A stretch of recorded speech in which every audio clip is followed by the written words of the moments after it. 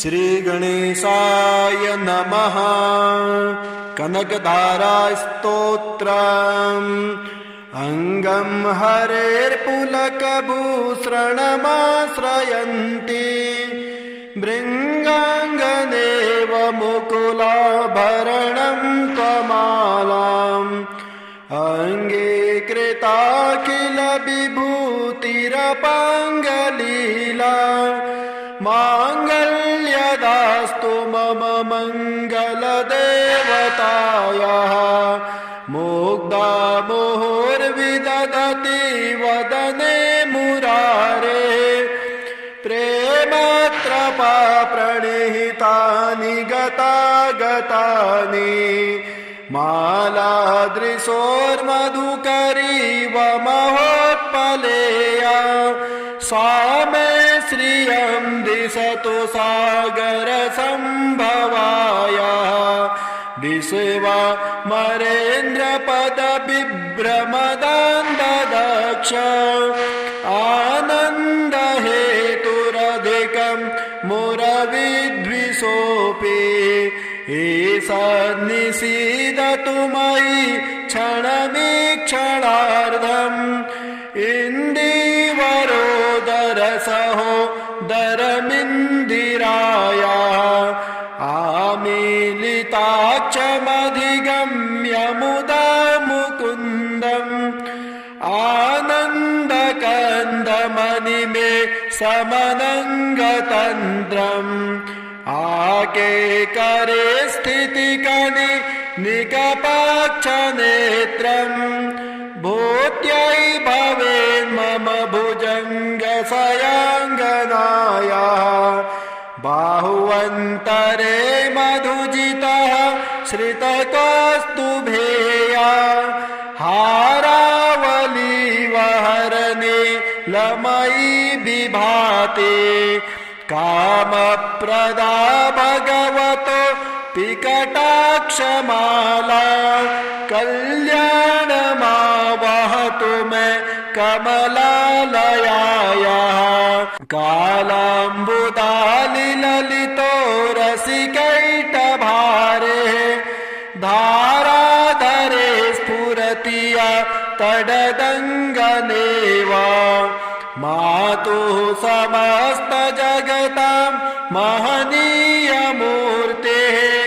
भद्राणि मे दिशतु भार्गवनन्दनायाः। प्राप्तं पदं प्रमथतः खलु यत्प्रभावात् माङ्गल्यभाजि मधुमाथिनि मन्मथेन मय्यापते तदिहमन्तरमीक्षणार्धम् मन्दालसं च मकरालयकन्यकायाः। दद्यादयानुपवनो द्रविणाम्बुधाराम् अस्मिन्न किञ्चन विहङ्गसि सौविषणे दुष्कर्म घर्ममपनीय चिराय दूरम् नारायण प्रणयनि नयनाम्बुवाः। इष्टाविशिष्टमतयो पिययार्धदृष्ट्या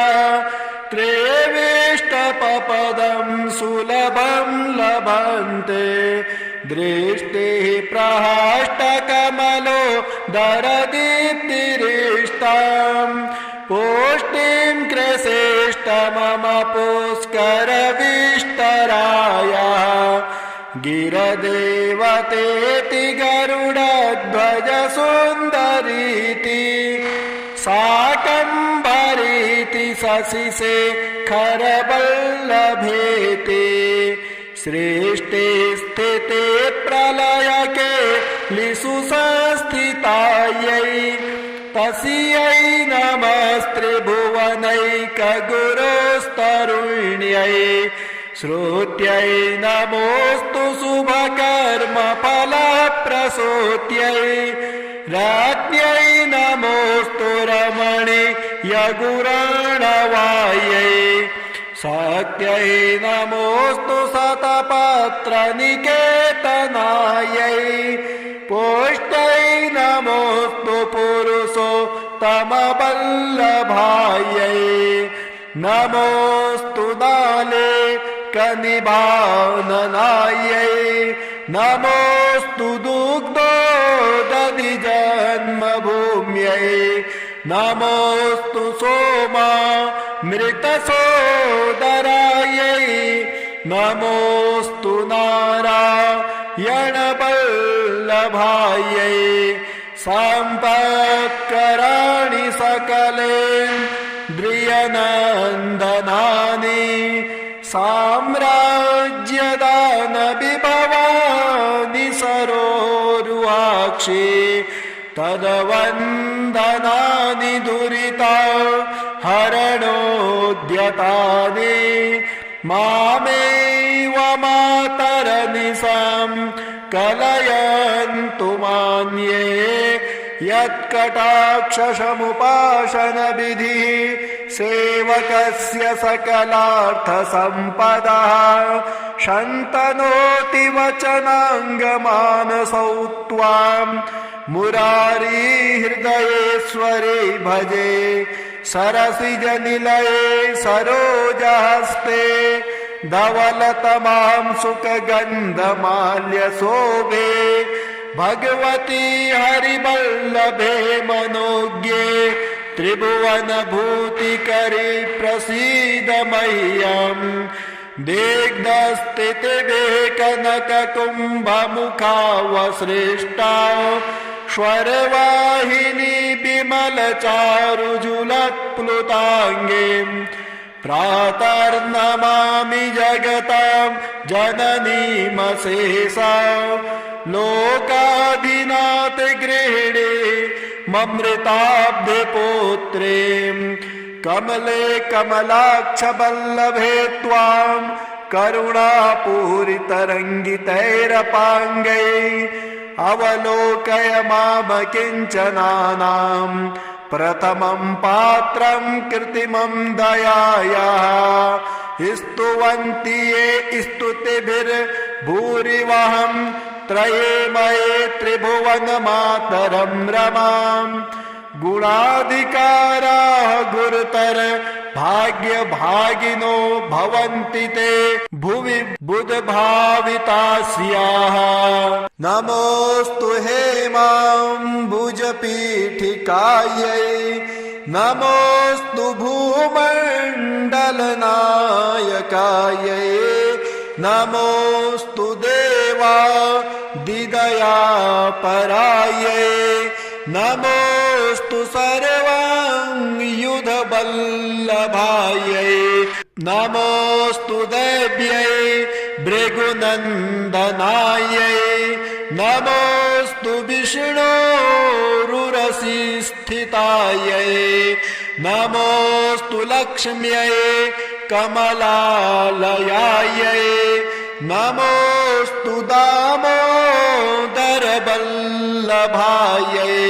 नमोऽस्तु कान्त्यै कमलेच्छणायै नमोऽस्तु भूत्यै भुवनप्रसूत्यै नमोऽस्तु देवादिभिरर्चितायै नमोऽस्तु नन्दात्मजवल्लभायै देवे प्रसीद जगदेश्वरे लोकमाता कल्याणगात्रि कमले क्षणजीवनाथे दारिद्र्यभीतिहृदयं शरणागतं माम् आलोकय प्रतिदिनं सदयैरपाङ्गै सदरैरपाङ्गै श्रीसूक्तम् ॐ हिरण्यवर्णां हरिणीं सुवर्णरजतस्रजां चन्द्रां हिरण्यमयीं लक्ष्मीं जातवेदो म आवह ताम् आवह जातवेदो लक्ष्मीमनपगामिनीं यस्यां हिरण्यं विन्देयं गामत्स्वं पुरुषानहम् अश्वपूर्वां रथमद्यां हस्तिनादप्रबोधिनीं श्रियं देवीमुपहुवये श्रीरमा देवी जुषतां कांसोऽस्मितां हिरण्यप्राकारां मार्द्रां ज्वलन्तीं तृप्तां तर्पयन्तीं पद्मे स्थितां पद्मवर्णां तामिहोपहुवये श्रियं चन्द्रां प्रभासां यशसा ज्वलन्तीं श्रियं लोके देवजुष्टामुदारां तां पद्मनेमिं शरणं प्रपद्ये अलक्ष्मीर्मैनस्य तां त्वां वृणे आदित्यवर्णे तपसोऽधिजातो वनस्पतिस्तौ वृक्षोत बिल्वः तस्य फलानि तपसानुदन्तुं मायान्तराह्याश्च बाह्या अलक्ष्मीः उपैतु मां देवसखः कीर्तिश्च मणिना सह प्रादुर्भूतोऽस्मि राष्ट्रेऽस्मिन् कीर्तिवृद्धिं ददातु मे क्षुत्पिपासामलां ज्येष्ठामलक्ष्मीं नाशयाम्यहम् अभूतिं समृद्धिं च सर्वां निर्णुद मे गृहात् गन्धद्वारां धुराधरसां नित्यपुष्टाङ्करेषिणीम् ईश्वरीं सर्वभूतानां तामिहोपहुवये श्रियं मनसः काममाकुतिं वाचा सत्यमसीमहि पशूनां रूपमह्नस्य मयि श्रीः श्रयतां यशः कर्दमेन प्रजा भूता मयि सम्भव कर्दमः श्रियं वासय मे कुले मातरं पद्ममालिनीम् आपाश्रियन्तु स्निग्धानि चिकले तव समय गृहे निच देवीं मातरं श्रियं वासय मे कुले आर्द्रां पुष्करणीं पुष्टिं पिङ्गलां पद्ममालिनीं चन्द्रामिरण्यमयीं लक्ष्मीं जातवेदो आवह आर्द्रां यः करणीं यष्टिं सुवर्णां हेममालिनीं सूर्यामिरण्यमयीं लक्ष्मीं जातवेदो आवह ताम आवह जातवेदो लक्ष्मीमनपगामिनीं यस्यामिरण्यं प्रभूतं गावो दास्योऽस्वान् बिन्देयं पुरुषाणां यः शुचिप्रयतो भूत्वा जुह्याद्याज्यमन्वहम् श्रियः पञ्चदशर्चं च श्रीकामः सततं जपेत् फलस्तुतिः पद्मानने पद्म ऊरु पद्माक्षे पद्मसम्भवे तन्मे भजसि पद्माक्षे येन सौख्यं लभाम्यहम् अश्वदाये गोदाये धनदाये महाधने धनं मे जुषतां देवी सर्वकामाश्च देहि मे पुत्रपौत्रधनं धान्यं हस्तस्वादिगवीरथम् प्रजानां भवसि माता आयुष्मन्तं करोतु मां धनमग्निर्धनं वायुर्धनं सूर्यो धनं वसुः धनमिन्द्रो बृहस्पतिर्वरुणं धनमश्नुते वैनतेय सोमं पिबतु पुत्रिः सोमं धनस्य सोमिनो मह्यं ददातु सोमिनः न क्रोधो न च मात्सर्यं न लोभो न शुभामते भवन्ते कृतपुण्यानां भक्त्या श्रीसूक्त जपेत् सदा वर्षन्तु ते विभावरे दिवो अभ्रश्च्य विद्युतः रोहन्तु सर्वबीजान्य ब्रह्मद्विषोज्जये पद्मप्रिये पद्मिने पद्महस्ते पद्मालये पद्मदलायताक्षे विश्वप्रिये विष्णुमनोनुकूले तत्पादपद्मं मयि सन्नधस्ता। श्रीगणेशाय नमः। अष्टलक्ष्मीस्तोत्रम् सुमनसवन्दितसुन्दरी माधवे चन्द्रसहोदरी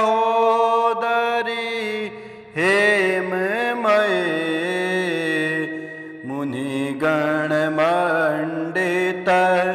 मोक्षप्रदायिनी मञ्जुलभासिनी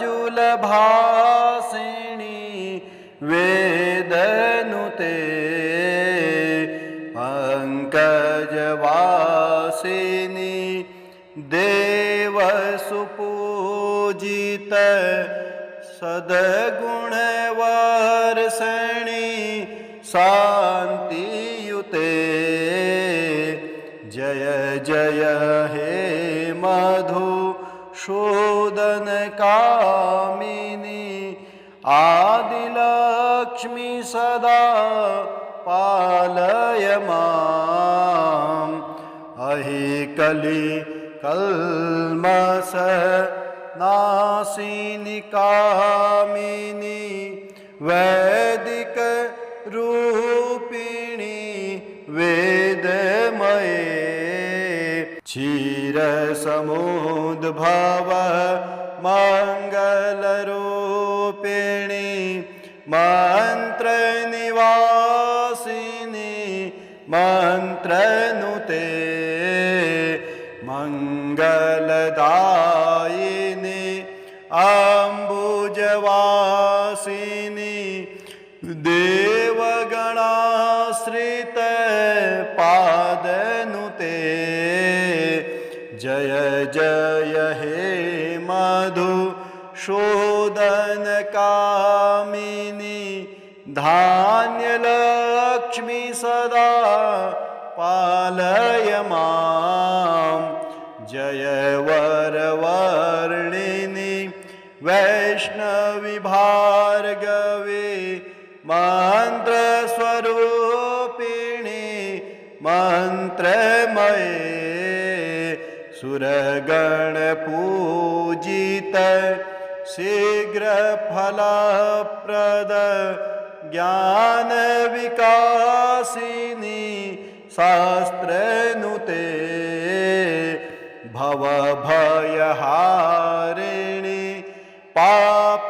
विमोचनी साधुजनाश्रित पादयुते जय जय हे मधुसूदनकामिनी धैर्यलक्ष्मी सदा पालय माम्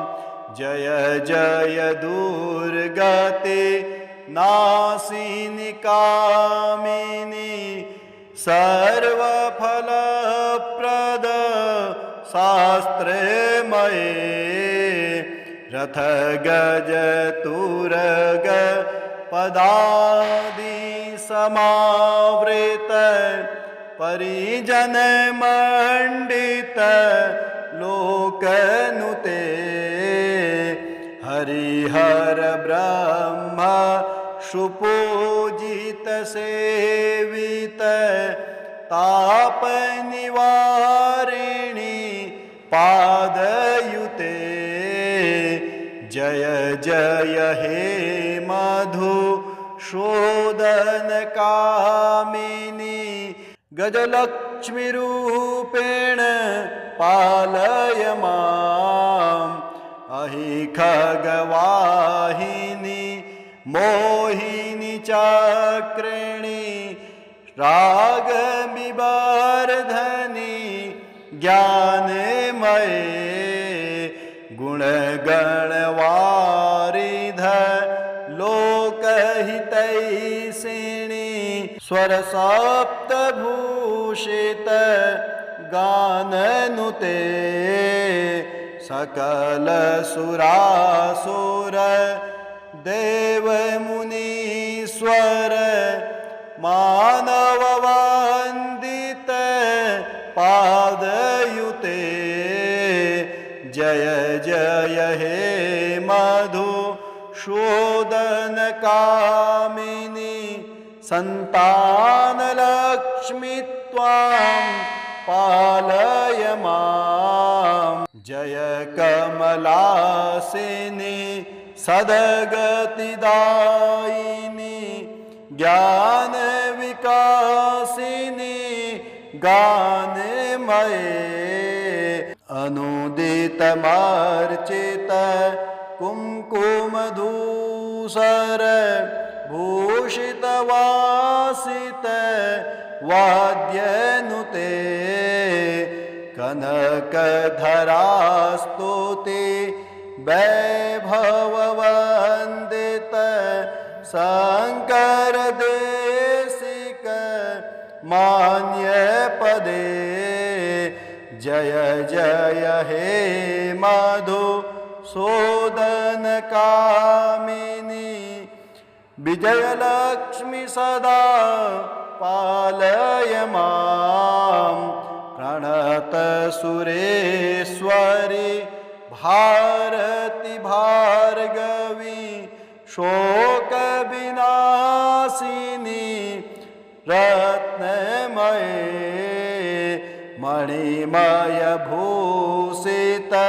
कर्णविभूषण शान्तिसमावृत हास्यमुखे नवनिधिदायिनी कलिमलहारिणी कामितफलप्रद हस्तयुते जय जय हे मधुसूदन कामिनी विद्यालक्ष्मी सदा पालय मां धिमि धिमि धिं धिमि धिं धिमि धिं धिमि दुन्दुभिनादसु पूर्णमये घुम घुम घुं घुं घुं घुं घुं घुम शङ्खनिनादसु वाद्यनुते वेदपुराणेतिहाससु पूजित वैदिकमार्ग प्रदर्शयुते जय जय हे मधुसूदन कामिनी धनलक्ष्मी रूपेण पालय माम्। ॐ श्री गणेशाय नमः। कनकधारा स्तोत्रम् अंगं हरेर्पुलकभूषणमाश्रयन्ति भृङ्गाङ्गनेव मुकुलाभरणं त्वमालाम् अङ्गीकृता किल विभूतिरपाङ्गलीला माङ्गल्यदास्तु मम मङ्गलदेवतायाः मुग्धा मुहुर्विदधति वदने मुरारे प्रेमत्रपा प्रणिहितानि गतागतानि मालादृशोर्मधुकरीव महोत्पलेया सा मे श्रियं दिशतु सागरसम्भवाया विश्वमरेन्द्रपदविभ्रमदान्ददक्ष आनन्दहेतुरधिकं मुरविद्विषोऽपि ईशन्निषीदतु मयि क्षणमीक्षणार्धम् इन्दीवरोदरसहोदरमिन्दिराया आमीलिताक्षमधिगम्य मुदा मुकुन्दम् आनन्दकन्दमणिमे समनङ्गतन्त्रम् आकेकरे स्थितिकनि निकपाक्षनेत्रम् भूत्यै भवेन्मम भुजङ्गशयाङ्गनाया बाहुवन्तरे मधुजितः श्रितकौस्तुभेया हारावलीवहरणे लमयी विभाति कामप्रदा भगवतो पिकटाक्षमाला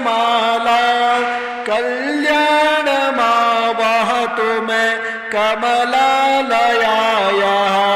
कालाम्बुदालिललितो रसिकैटभारे धाराधरे स्फुरति या तडदङ्गनेव मातुः समस्तजगतां महनीयमूर्तेः भद्राणि मे दिशतु भार्गवनन्दनायाः प्राप्तं पदं प्रमथतः खलु यत्प्रभावात् माङ्गल्यभाजि मधुमाथिनिमन्मथेन मय्यापते तदिहमन्तरमीक्षणार्धम् मन्दालसं च मकरालयकन्यकायाः दद्यादयानुपवनो द्रविणाम्बुधाराम् अस्मिन्न किञ्चन विहङ्गसि सौविषणे दुष्कर्म घर्ममपनीय चिराय दूरम् नारायण प्रणयनि नयनाम्बुवाः इष्टाविशिष्टमतयो पिययार्धदृष्ट्या त्रेविष्टपपदं सुलभं लभन्ते दृष्टिः प्रहष्टकमलो दरदीप्तिरिष्टाम् पुष्टिं कृशेष्ट मम पुष्करविष्टरायः गिरदेवतेति गरुडध्वज सुन्दरीति शाकम्भरीति शशिशेखरवल्लभेति सृष्टि स्थिति प्रलयके लिषु संस्थितायै तस्यै नमस्त्रिभुवनैकगुरोस्तरुण्यै श्रुत्यै नमोऽस्तु शुभकर्मफलप्रसूत्यै राज्ञै नमोऽस्तु रमणीयगुराणवायै शक्त्यै नमोऽस्तु शतपत्रनिकेतनायै पुष्ट्यै नमोऽस्तु पुरुषोत्तमवल्लभायै नमोऽस्तु नालेकनिभाननायै नमोऽस्तु दुग्धोदधिजन्मभूम्यै नमोऽस्तु सोमामृतसोदरायै नमोऽस्तु नारायणवल्लभायै सम्पत्कराणि सकलेन्द्रियनन्दनानि साम्राज्यदानविभवानि सरोरुहाक्षि तदवन्दनानि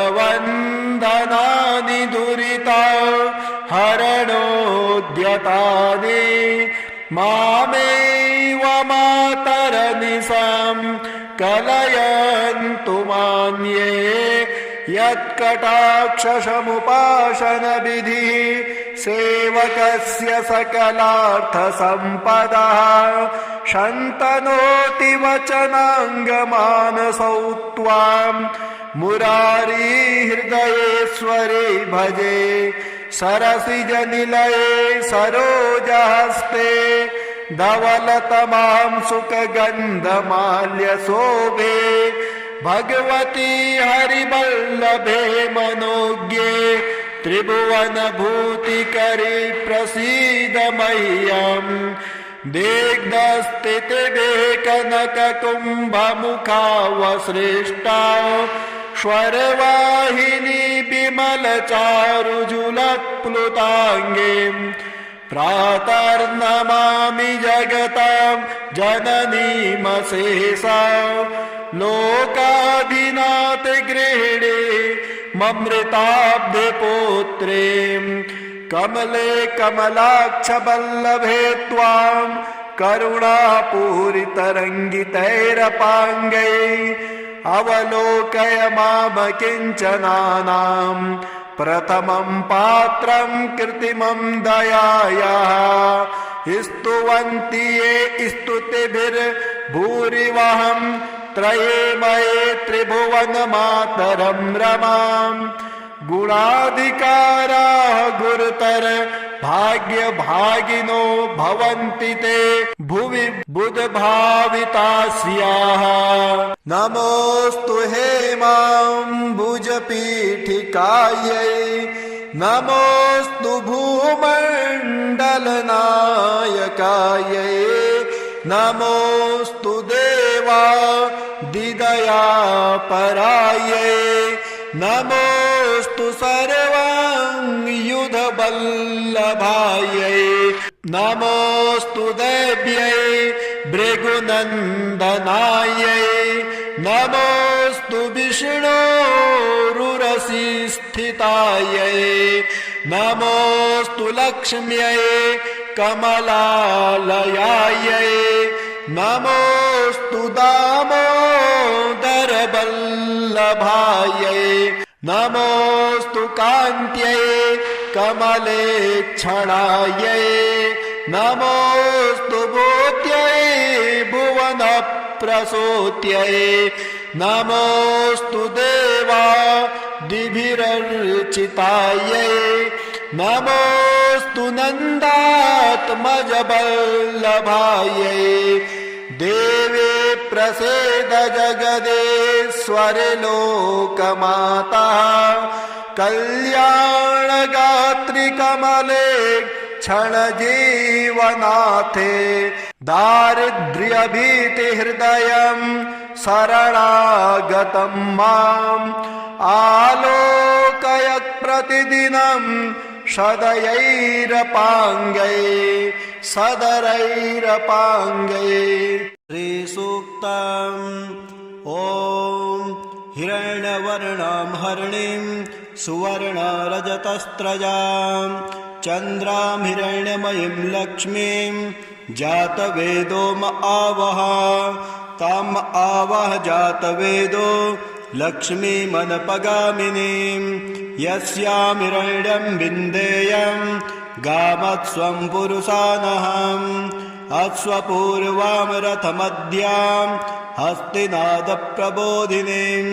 श्रियं देवीमुपहुवये श्रीरमा देवी जुषतां कांसोऽस्मितां हिरण्यप्राकारां मार्द्रां ज्वलन्तीं तृप्तां तर्पयन्तीं पद्मे स्थितां पद्मवर्णां तामिहोपहुवये श्रियं चन्द्रां प्रभासां यशसा ज्वलन्तीं श्रियं लोके देवजुष्टामुदारां तां पद्मनेमिं शरणं प्रपद्ये अलक्ष्मीर्मैनस्य तां त्वां वृणे आदित्यवर्णे तपसोऽधिजातो वनस्पतिस्तौ वृक्षोत बिल्वः तस्य फलानि तपसानुदन्तुं मायान्तराह्याश्च बाह्या अलक्ष्मीः उपैतु मां देवसखः कीर्तिश्च मणिना सह प्रादुर्भूतोऽस्मि राष्ट्रेऽस्मिन् कीर्तिवृद्धिं ददातु मे क्षुत्पिपासामलां ज्येष्ठा मलक्ष्मीं नाशयाम्यहम् अभूतिं समृद्धिं च सर्वां निर्णुद मे गृहात् गन्धद्वारां धुराधरसां नित्यपुष्टाङ्करेषिणीम् ईश्वरीं सर्वभूतानां तामिहोपहुवे श्रियम् मनसः काममाकुतिं वाचा सत्यमसीमहि पशूनां रूपमह्नस्य मयि श्रीः श्रयतां यशः कर्दमेन प्रजा भूता मयि सम्भव कर्दमः श्रियमवासय मे कुले मातरं पद्ममालिनीम् आपाश्रियन्तु स्निग्धानि चिकली तव समय गृहे निच देवीं मातरं श्रियमवासय मे कुले आर्द्रां पुष्करणीं पुष्टिं पिङ्गलां पद्ममालिनीं चन्द्रामिरण्यमयीं लक्ष्मीं जातवेदो आवह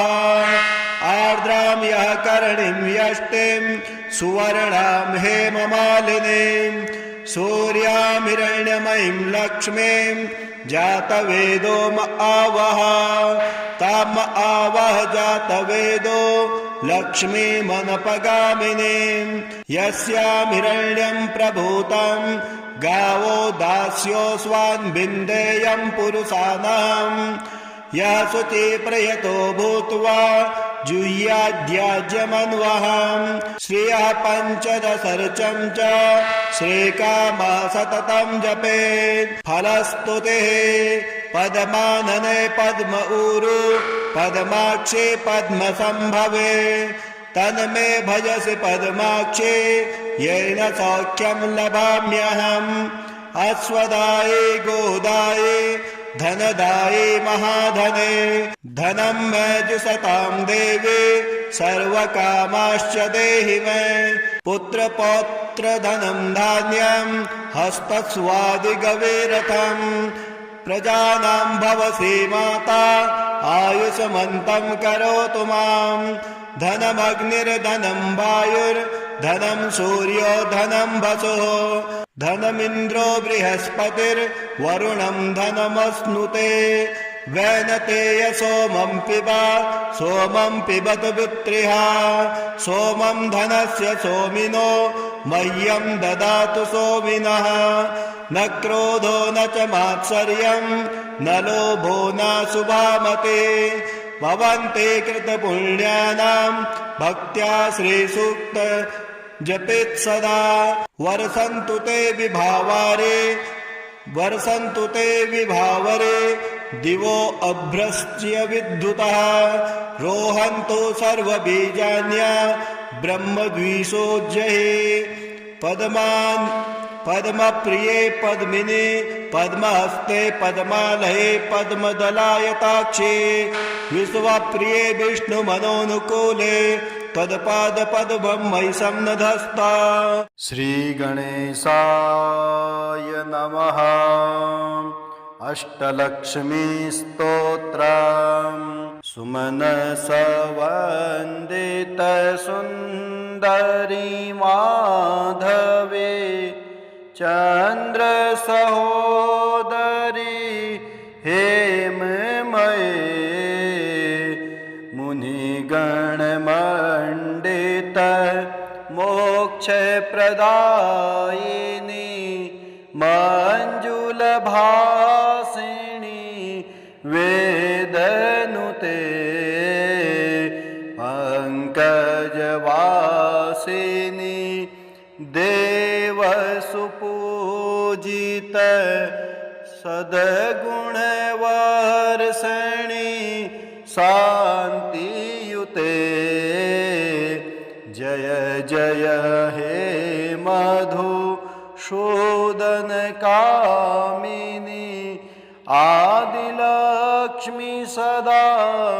पालय माम् अहिकलि कल्मष नाशिनी कामिनी वैदिक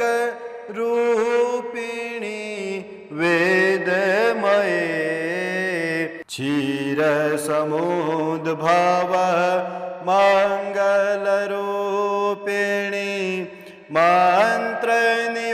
मंत्रनिवासिनी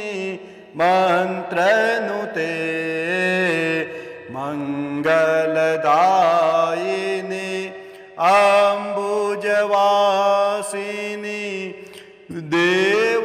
देवगणाश्रित पादनुते जय जय हे मधुसूदनकामिनी धान्यलक्ष्मी सदा पालय माम् जय वरवर्णिनी वैष्णवी भार्गवी मंत्रस्वरूपिणी मंत्रमये सुरगण पूजित शीघ्र फलप्रद ज्ञान विकासिनी शास्त्रनुते भवभयहारिणी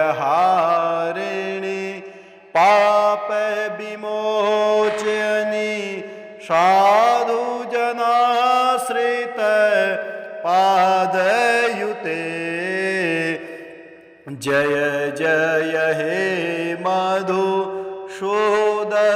कामिनी धैर्यलक्ष्मी सदा पालय मां। जय जय दुर्गते नाशिनी कामिनी सर्वफलप्रद शास्त्रमये रथ गज तुरग पदादि समावृत परिजन मंडित लोकनुते हरिहर ब्रह्म सुपूजित सेवित ताप निवारिणी पादयुते जय जय हे मधुसूदन कामिनी गजलक्ष्मी रूपेण पालय माम्। अहि खगवाहिनी मोहिनी चक्रिणी रागविवर्धनी ज्ञानमये गुणगणवारिध लोकहितैषिणी स्वरसप्तभूषित गाननुते सकल सुरासुर देवमुनीश्वर मानववन्दित पादयुते जय जय हे मधुसूदन कामिनी संतानलक्ष्मी त्वां पालय माम्। जय कमलासिनी सद्गतिदायिनी ज्ञान विकासिनी गानमये अनुदितमर्चित कुङ्कुमधूसर भूषितवासित वाद्यनुते कनकधरास्तुति वैभववन्दित शंकर देशिक मान्य पदे जय जय हे मधुसूदन कामिनी विजयलक्ष्मी सदा पालय माम्। प्रणत सुरेश्वरी भारती भार्गवी शोक विनाशिनी रत्नमये मणिमय भूषित कर्ण विभूषण शांति समावृत हास्य मुखे नवनिधिदायिनी कलिमलहारिणी कामितफलप्रद हस्तयुते जय जय हे मधुसूदन कामिनी विद्यालक्ष्मी सदा पालय माम्। धिमि धिमि धिं धिमि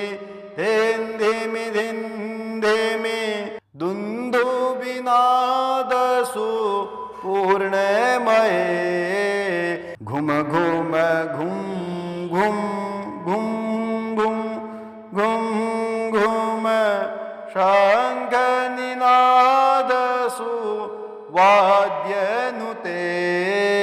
वेद पुराणेतिहास सुपूजित वैदिक मार्ग प्रदर्शयुते जय जय हे मधुसूदन कामिनी धनलक्ष्मी रूपेण पालय माम्।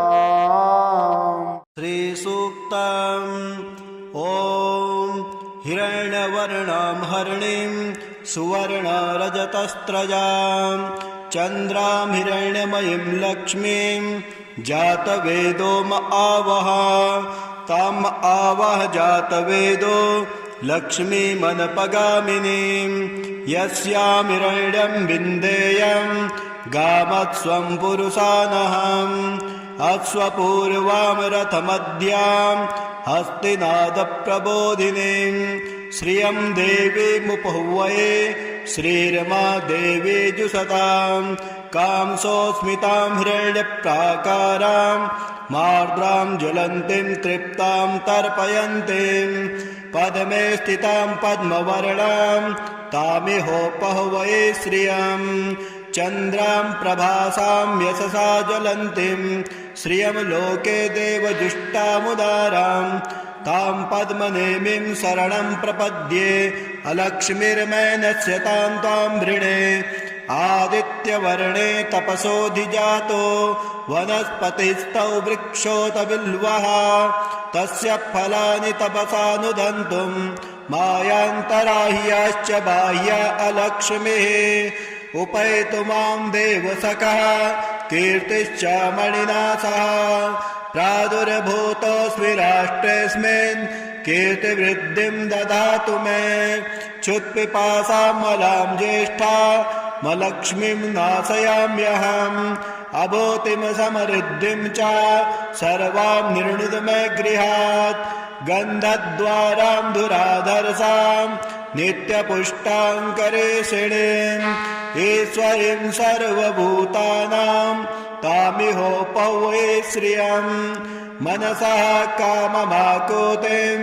वाचा सत्यमसीमहि पशूनां रूपमह्नस्य मयि श्रीः श्रयतां यशः कर्दमेन प्रजा भूता मयि सम्भव कर्दमः श्रियमवासय मे कुले मातरं पद्ममालिनीम् आपाश्रियन्तु स्निग्धानि चिकले तव समय गृहे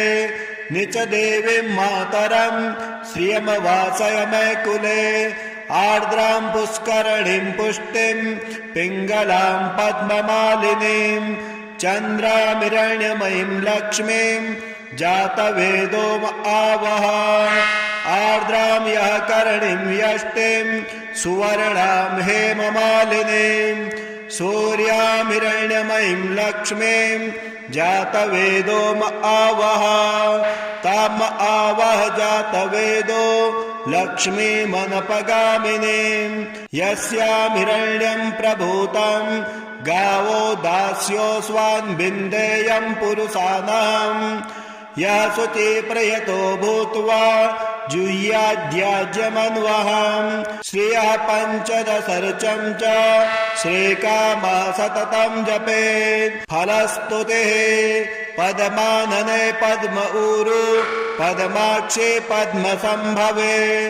तन्मे भजसि पद्माक्षे येन सौख्यं लभाम्यहम् अश्वदाये गोदाये धनदाये महाधने धनं मे जुषतां देवे सर्वकामाश्च देहि मे पुत्रपौत्रधनं धान्यं हस्तस्वादिगवेरथम्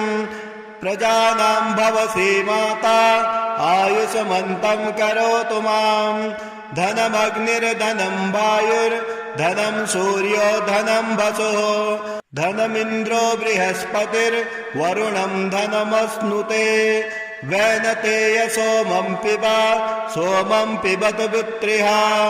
सोमं धनस्य सोमिनो मह्यं ददातु सोमिनः न क्रोधो न च मात्सर्यं न लोभो न शुभामते भवन्ते कृतपुण्यानां भक्त्या श्रीसूक्त जपेत् सदा